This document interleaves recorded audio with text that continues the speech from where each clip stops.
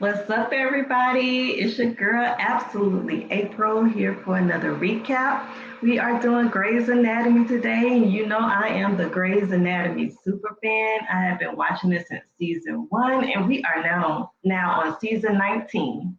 So before I get into the whole episode, I want to definitely let you know again, I'm absolutely April. I do recaps on reality show, TV shows, movies. I might give you like little suggestions on what I'm watching. Might put in some spiritual tips. I just give you all of who I am. I'm not a monolith. I like a whole bunch of different things. So I now want to share those with you. So if you would like to, hear what I share, join my community, join the tribe, and go ahead and subscribe to my channel. Also, if you love my content or like my content, enjoying my content, whatever it is, if you're here, just go ahead and smash that like button. Get me in that algorithm. Also, hit the notification bell so you'll be notified about all of my uploads. I try to be very consistent in my uploads because I watch the shows and I want to discuss it with you all. So I'm trying to get back on that schedule and get back into the swing of things and do a little bit more detailed recaps. But be patient with me. Give me some grace, okay? So, if you're returning, I just want to show my appreciation and just say thank you so much. I thank you for rocking with me. I thank you for, hitting the like button and subscribing. I truly appreciate you, my supporters, from the bottom of my heart. Now, let's go ahead and get into Grey's Anatomy. You see, I got my Cowboys. My daddy was a Cowboys fan, so it just filtered on down to me. But I haven't been into the NFL lately. I haven't even watched the game. So if you're not a Cowboys fan, don't come at me. I really don't know what's going on at this point. But let's get into the episode. It's called Antiviral. We are on episode 4 for Grey's Anatomy. And I'm thinking my wheels are turning on what's going to be going on with Meredith this season. So let me know down in the comment section if you agree with what I say. So it starts out with Teddy and Owen. They still doing the do, but they still ain't on the same page because Teddy can't stand Owen. She can't stand Owen. She can't stand nothing about Owen right now. She's just annoyed with him. She's like, it's more than annoyed. She is just disgusted with Owen at this point. And I don't know. I don't think Owen could take another divorce. I mean, how many divorces has Owen had in Grey's Anatomy thus far? I mean, he first married, well, he was engaged to the girl when he was in the military, dumped her for Christina. Then he married Amelia. And then, is it Teddy? I think so. Those are his it just seems like Owen is always getting a divorce, and I hate that for Owen. I really like Owen. So they're still not on the same page. Teddy is still mad at him about losing their money. But just in a marriage, it's gonna be days you're gonna, probably wake up with your spouse or partner and you just not gonna really like them. But I feel like the love is still there for Teddy. The foundation is still there. They just have to get through this rocky time in their marriage because right now she just can't stand him and she feels like everything is his fault at this point, and it kind of is. But Owen meant well. Owen does not have bad intentions, but sometimes you just can't. I mean, when you discuss it, you just discuss it. Maybe they need to separate for a little bit. I don't know, but I'm hoping they can get back on the same page. But I am kind of enjoying their bickering because it is kind of funny. But I don't want it to get too serious because I think Owen. I don't want him to get another divorce. I really don't. So Schmidt is being overworked. He is the only senior resident, so he's taking on the load of all the residents. He's the chief resident.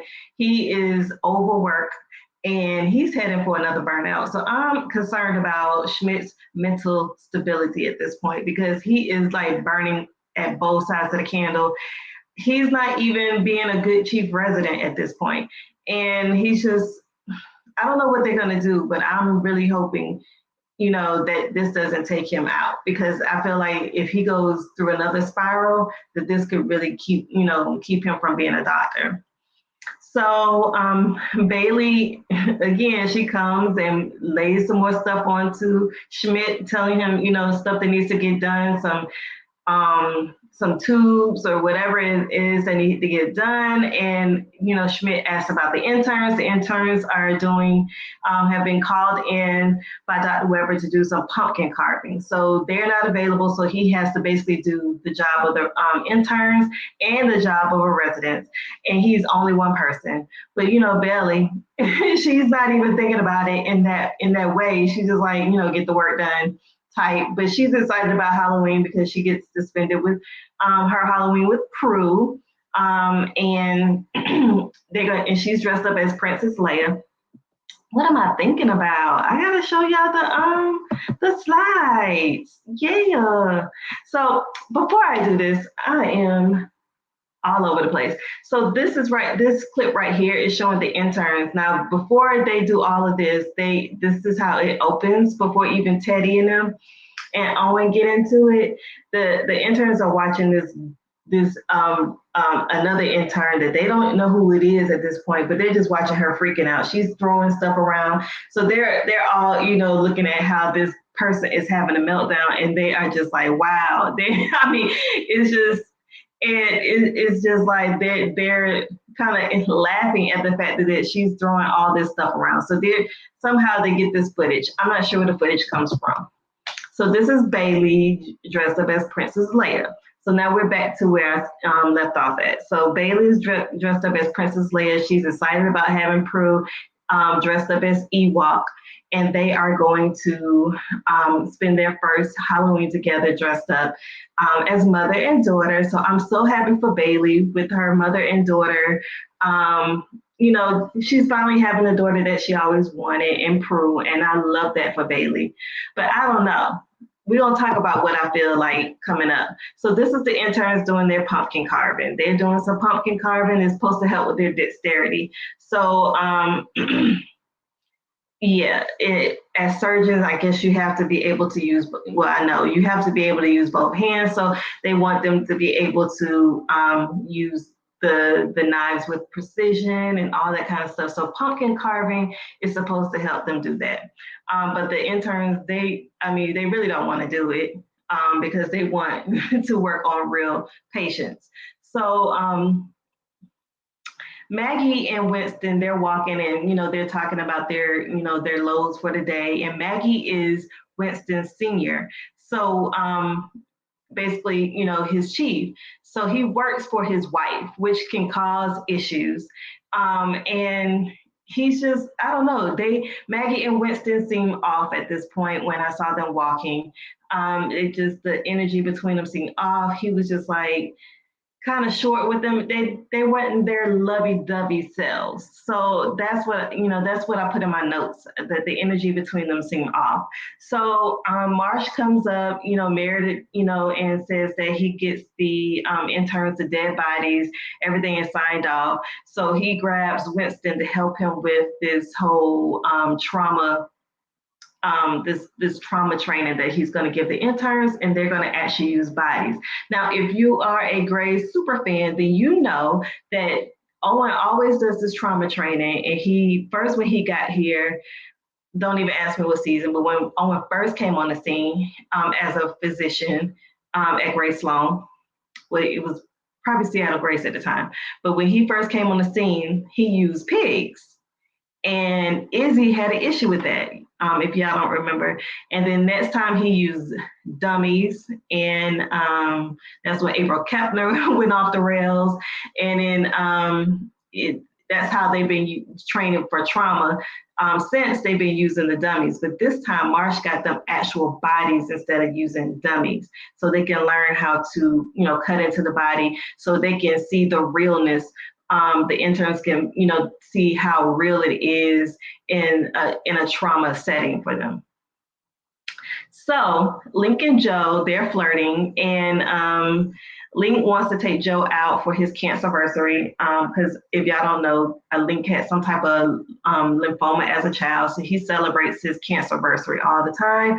And of course, because him and Joe are such good friends, she remembers, and he wants to take her out because he low key loves Joe, and he is really into her, and I think they're both into each other, but I think that they don't want to ruin the friendship, and at least that's what I feel like Joe doesn't want to do. And but Joe has to work, and so he said, "Well, I'll just go on Tinder and find somebody." Link, you don't want to do that. You want to go out with Joe, so I don't even know why you even tripping. I just wish they would just go ahead and break down and just give into each other because they're both feeling each other, and it's about time for Joe to have somebody since Alex. So there's a trauma that comes in, and Griffith gets chosen to help Maggie, but there's a trauma that come in with two little boys. Well, not two boys, they're probably about 16 years old. They, I guess, got high off LSD, jumped off the roof, and they were supposed to jump into the pool. One of the boys made it into the pool, but the other one did not. And but they're both still living, so that when that trauma comes in, there are really no interns because they're carving up pumpkins, but Griffith is helping Maggie. So Teddy is kind of annoyed that she doesn't have any more interns. So Maggie helps the boy who landed on the ground, and Teddy takes the boy who landed in the pool. But they are definitely high off LSD. And if you know anything about LSD, is like a psychedelic. So they are clearly maybe having some type of a bad trip, or they are just, I don't know. I'm not well versed on LSD, but I do know that, sometimes you can have trips that are bad.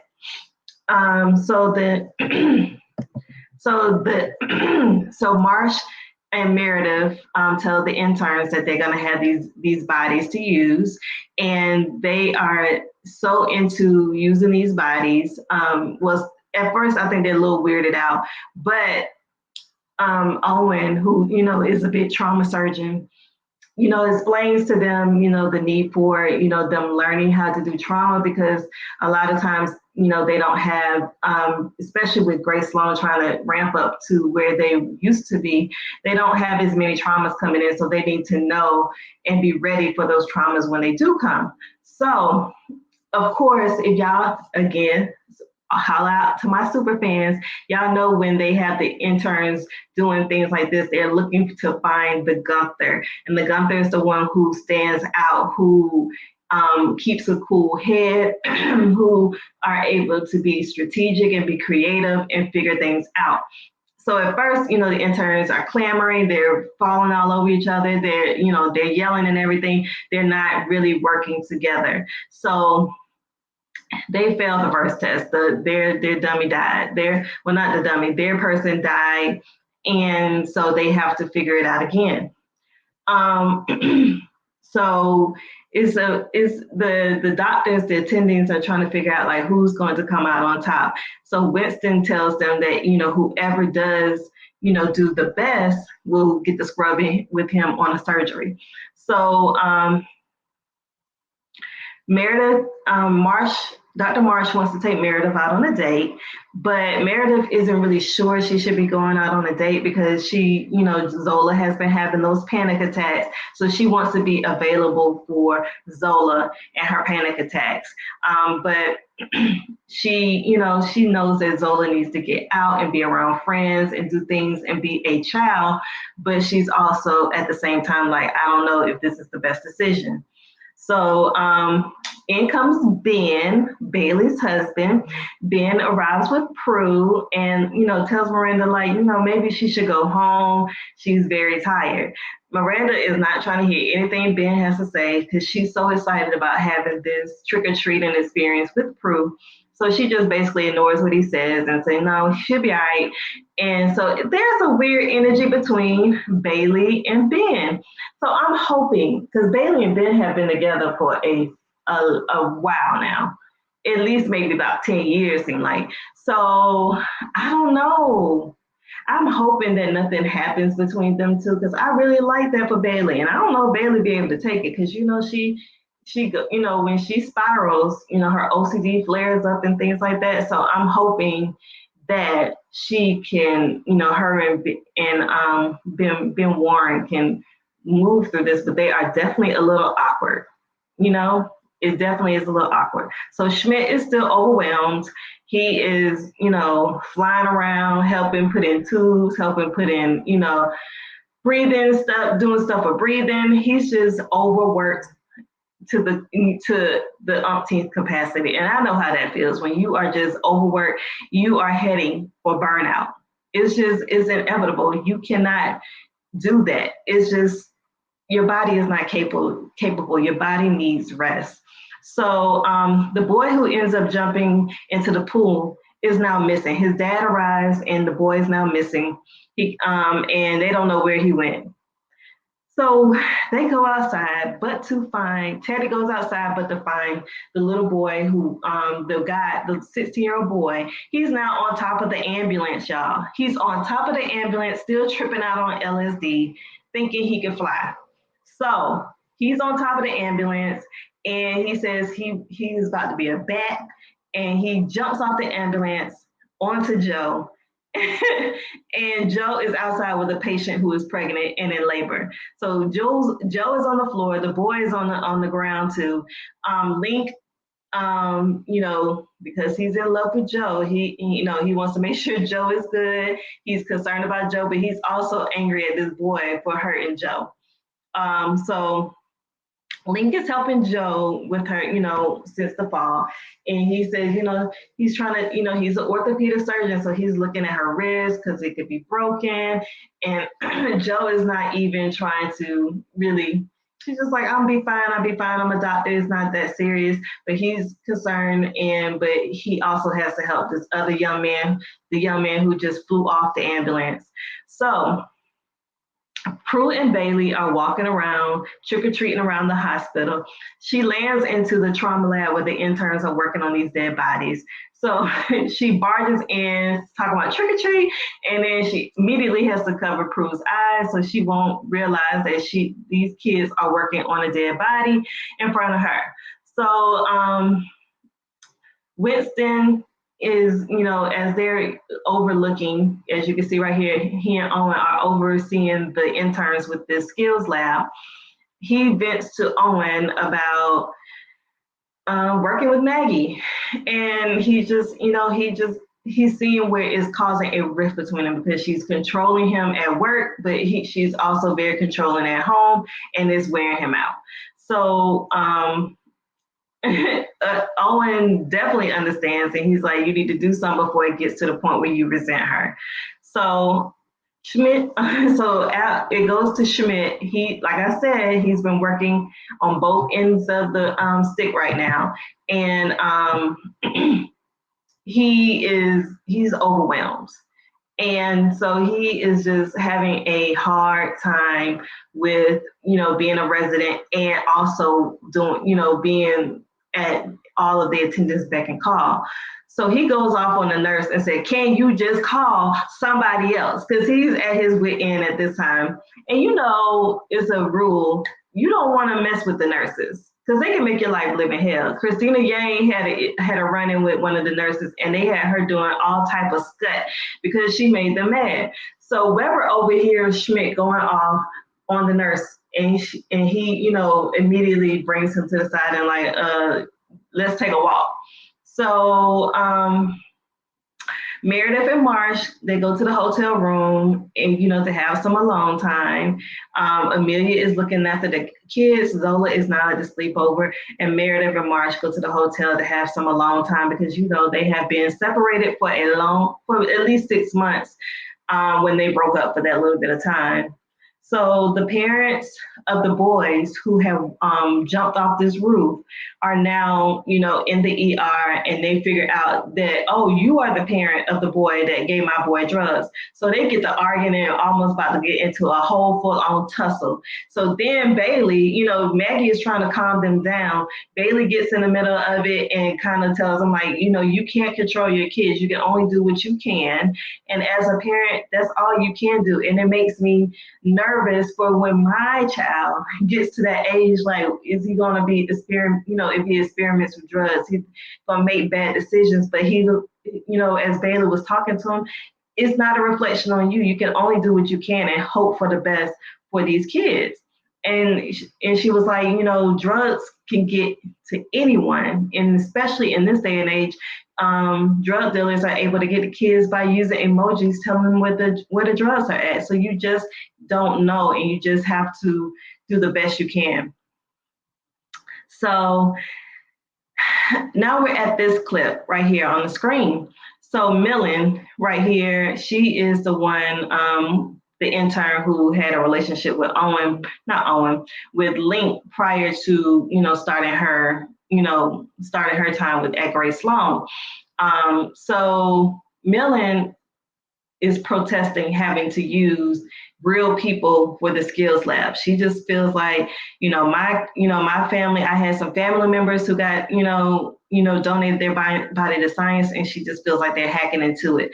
So if super fans, hello, y'all remember when Izzy had an issue with using the pigs and she went off on Owen. So this is kind of, reminiscent of that whole situation. Owen tells her, like, these bodies have been prayed over. They have been given a moment of silence, whatever they need. But they have also given their bodies over to help doctors save someone, even though they couldn't be saved. So she had to get in her mind, like, this isn't an abomination, using it, but it's to further science and it's to help doctors be able to save even more lives. So it's more like a sacrifice, their last sacrifice that they could do on this earth. So she gets over it. So Dr. Griffith helps Maggie, the black girl Simone, the intern. She helps Maggie in surgery, and her phone keeps beeping. And Maggie, likes perfection, so she's like, whatever it is, I need you to focus during the surgery, because I can't have you messing up in the surgery because your mind is elsewhere. So Maggie is kind of annoyed with her phone keeps beeping, and we don't know why her phone is beeping. My first assumption was that it might be something wrong with her grandmother, because her grandmother, who is played by Marla Gibbs, her grandmother has Alzheimer's. So I was like, oh God, I hope nothing is wrong with her grandmother. So she says, it's fine, I'm here, and I think they may have silenced her phone. So Weber, back at Weber and Schmidt, Weber, is walking with Schmidt, and, he has Schmidt to calm down by carving him some pumpkins and take a break as he talks to him. So Schmidt says to, Dr. Weber, he's like, look, I can't come back from what, I can't even think of losing another patient the way I lost that patient before. If you all remember, Schmidt, had that big mistake where the patient passed away, and he just kind of, spiraled. That just sent him into a decline where he got out of surgery altogether. So he's trying to, I guess, be like this superhuman resident by trying to do what he can to make sure that no one dies on his watch. But as a doctor, that's just unrealistic. But in his mind, he said, I just can't go through this again. And if I do, I'm going to spiral out of control, and I may not come back from this one. So, so he walks off from Weber. So as they're in CT with the boy who jumps off the ambulance, Link and Teddy are talking, and he says, Link seems kind of annoyed with the boy. And so Joe, he's like, Teddy was like sensing his annoyance. She was like, what's the problem? Is this with, got something to do with Joe? And he, we all know that Link has it, a soft spot for Joe and he's in love with her. So, and Teddy knows this too. I think Joe might have, yeah, I think it was, if it wasn't last season, I remember Joe, venting to Teddy in the bar that she was in love with Link. So the boy in the pool, the teenager that jumped in the pool that now jumped out the ambulance, his name is River. So he feels he's start come down from his high, and he's now feeling guilty about what happened to his friend because his friend is in horrible shape. Like he is in life-threatening shape. And now he's coming down from the high and he's realizing how stupid it was to do what they did. So Owen and Winston, they're looking over the interns, and as they try to save the second body that they had with their injuries. So the interns are now working together a little bit more. They're trying to figure this out because they lost the first one and they don't want to lose the second one. So it comes to find out the boy River, who jumped out the ambulance, he has a concussion, but he learns that his friend is going to have a long road to recovery. So after surgery, Griffith and Maggie have a discussion. And Maggie says, I know you got kicked out of your last program, and this is kind of like your last stop. So whatever you got going on, you need to be able to focus because you can't afford to get out of another program because of your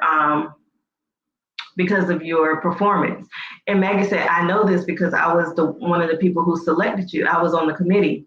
So I guess, black woman to black woman, Griffith felt, she felt comfortable to confide in Maggie. Like, yeah, in my last program, I was being seen as being aggressive. When I would raise concerns about how they treated Black patients, she was being shunned. She was being treated differently, even though she was one of the best residents. Interns, she still got treated bad. And so it started wearing her down mentally because now she has been labeled as being aggressive. And being a Black woman in corporate America, I'm telling you, quick little story time, very quick. I worked in an organization, and it was me and a few of my other friends or colleagues, let's say colleagues. We would just stand around and talk like everybody else, have water cooler talk, but we were standing around our cubicles and we were just talking, and it wasn't anything like we weren't loud, anything like that. We were just huddled around talking, probably talking about whatever, nothing serious. So we were just talking and kind of laughing and chuckling, throughout the day. So our director, who is white, she walks by and is like, what are y'all talking about? Like, it automatically assumed that y'all plotting on something. Like, because we are a bunch of Black girls standing around to find out if we were plotting on something. And it was always something constant. It was always something about, about us, in this organization, like, saying they were aggressive or, we would automatically get pinned out and set out, saying that, we were doing something and we didn't, or we were being loud and we really weren't in it. And it's like everybody, would talk from time to time or laugh from time to time. It wasn't anything different, but for some reason, whenever we did, it was always a problem. So yeah, I totally get where Griffith was coming from because I have also been in situations like that. So Weber goes to the bar, and where Helm works. Y'all remember Helm? Her and Levi Schmidt are good friends, and as well as roommates. And Weber is trying to get Helm to come back to work, and she's like, "No, I'm not coming back." When the program went belly up, I couldn't find anywhere else to go, and I landed in the bar. Now I make $800 a night, and I wasn't even getting that as a resident. And I don't want to have to deal with the stress and all that kind of stuff. I think the only person who's going to be able to bring Helm back would be Meredith, because before she has always been in love with Meredith. So Helm rejects Dr. Weber's offer and sends him on back to the hospital. So Meredith it says she's preoccupied. Her and Marsh, they're in the hotel room, laying up, have a nice time, but she's so preoccupied with her phone because she's knowing that Zola has had a lot of panic attacks, and she just is nervous about if she's going to have one in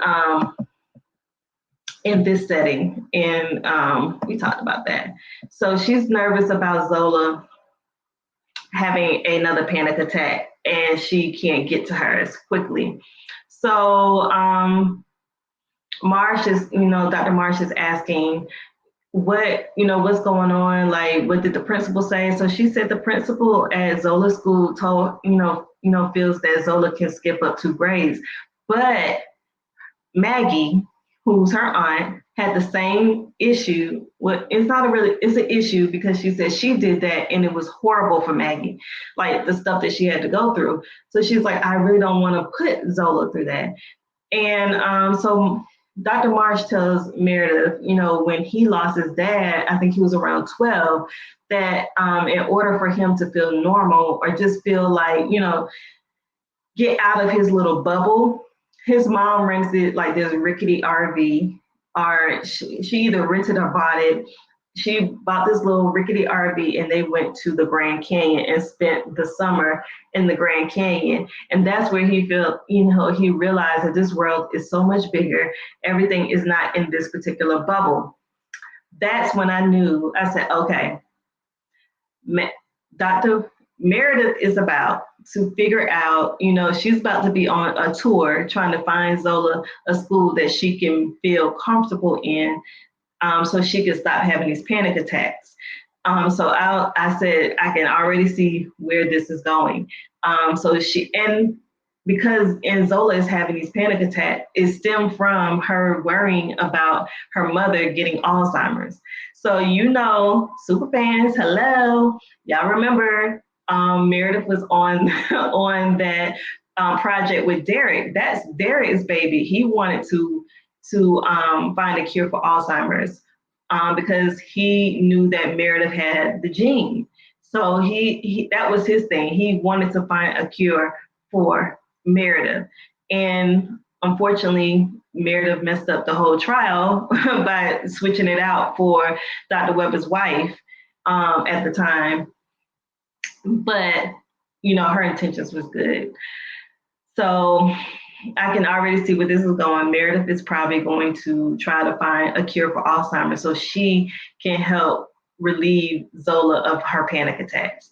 So, as they're talking, Zola calls Meredith, crying. She's had a panic attack, and she, wants to be picked up and she wants to go home.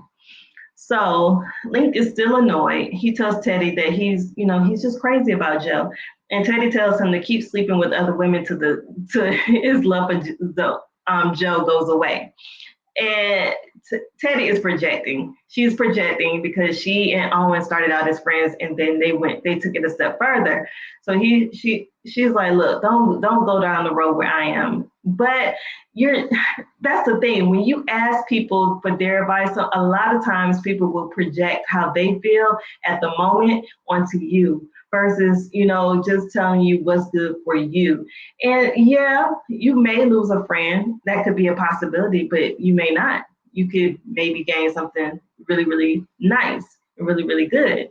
So, but because Teddy is now unhappy, she has projected her unhappiness onto Link versus taking herself out of the equation and just talking, and just being a listening ear for Link at that particular time.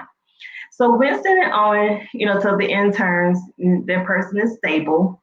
And Luke Adams, the little shepherd, he wins. And, but he convinces Winston to not just take him for the surgery, but they all contributed to, to the man making it, to the patient being stable. So, Winston agrees and he said, okay, yeah, I'll take all of y'all on the surgery. So he is not, either is one or two things. Either little shepherd, which is what I'm calling him, is not a shark like most surgeons are, or he just, is scared to be giving any type of, seem to be given privileges because he is a shepherd. Amelia is his aunt. Meredith is, is his aunt. So, and Derek Shepherd worked there. So he's really trying hard not to seem like he's getting any type of favoritism, because if it comes out, they're automatically going to see it that way. And that's one of the things that Meredith had to work through, as an intern with that name, with the last name Gray, because her mother was a Harper Avery winner, a two-time Harper Avery winner, and she actually won a Harper Avery Award as a resident. So yeah, that was a big shoes to fill. And Shepard is probably feeling the same way. So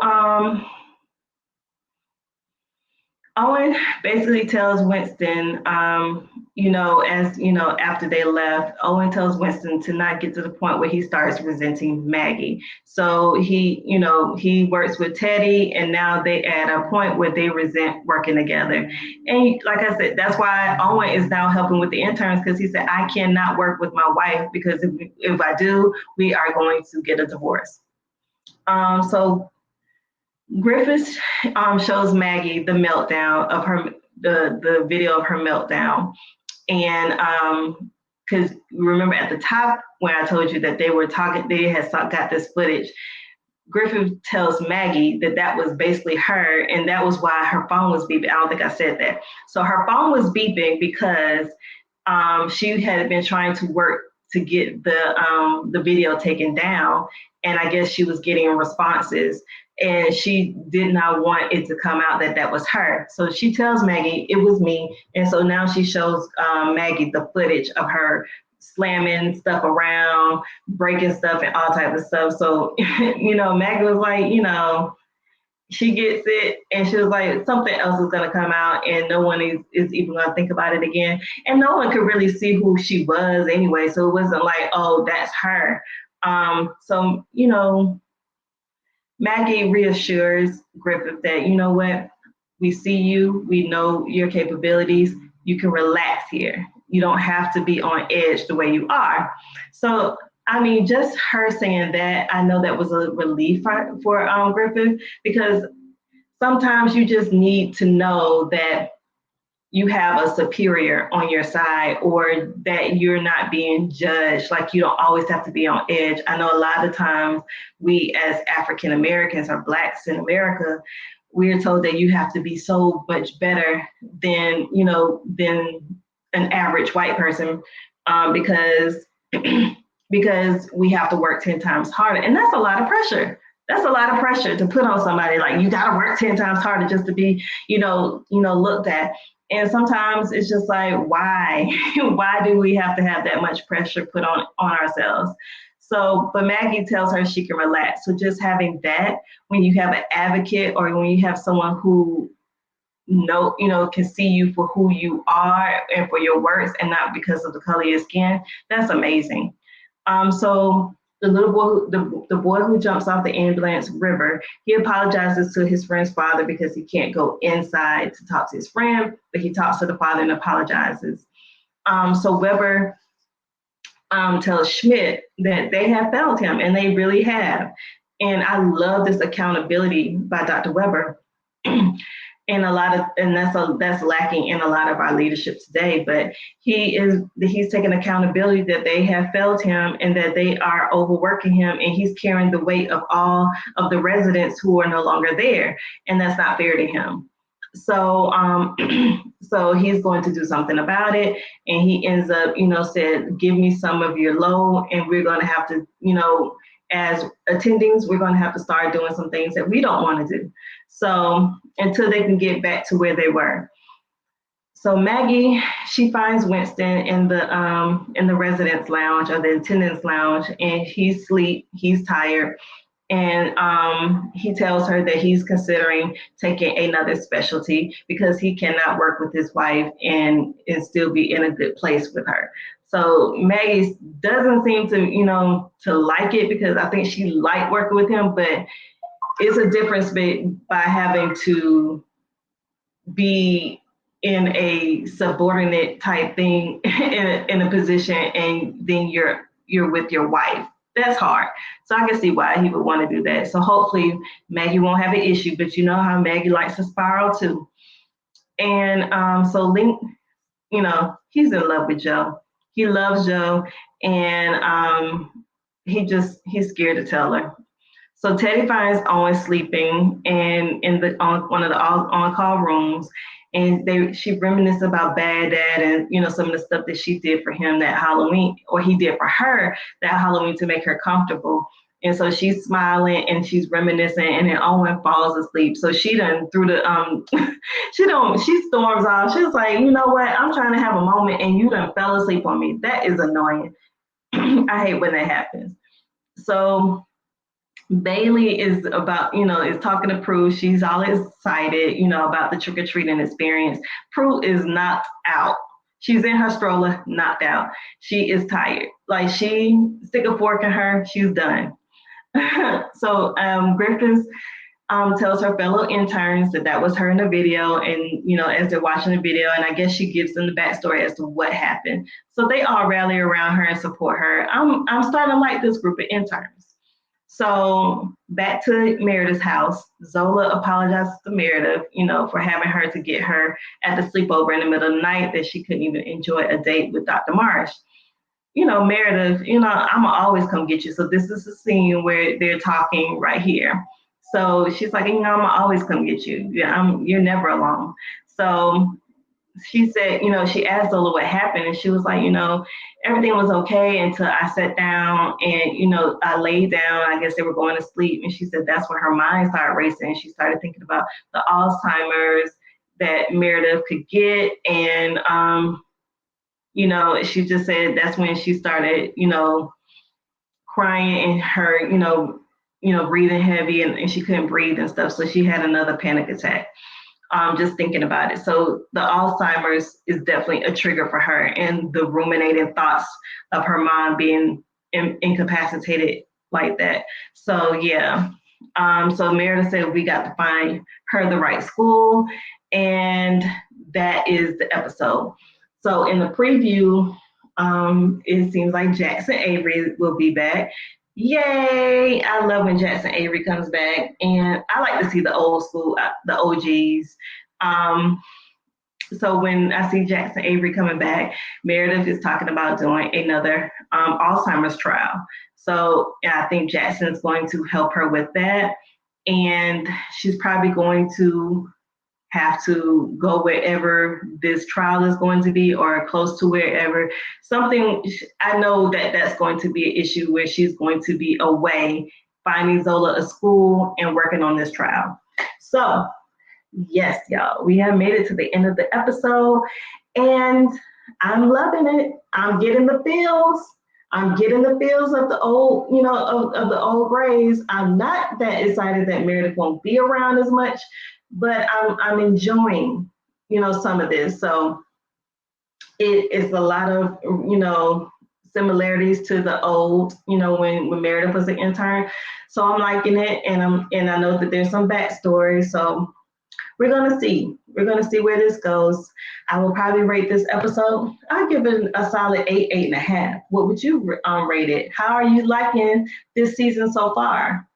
Let me know in the comments below. Again, if you've made it this far, you better have subscribed by now. Come on now. Hit that like button, and also hit the notification bell so you'll be notified about all of my uploads. And it's been real, y'all. Have a happy Halloween, safe Halloween, and I'll see y'all when I see y'all. Peace.